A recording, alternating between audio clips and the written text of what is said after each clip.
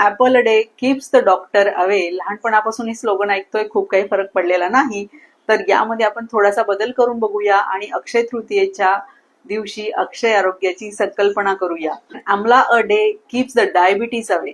भारताच्या लोकसंख्येच्या अनुषंगाने सर्वात जास्त पसरलेला आजार म्हणजे डायबिटीज, आणि यावर आपल्याला विजय मिळवायचा असेल, यापासून प्रोटेक्शन हवं असेल, तर रोज सकाळी ब्रश झाल्यावर उपाशी पोटी एक आवळा मधासोबत सेवन करावा. जिथे ताजा आवळा मिळत नाही आहे तिथे आपण आवळा चूर्ण सेवन करावे मधासोबत.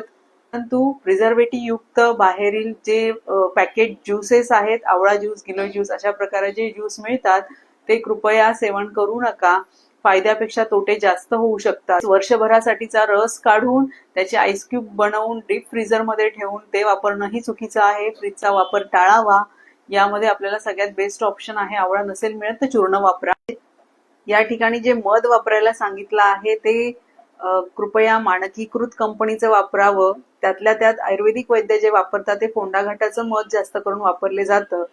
ही महत्वाची आरोग्याची टीप घेऊन अक्षय आरोग्याची सुरुवात करूया. अक्षय तृतीयेच्या हार्दिक शुभेच्छा. धन्यवाद.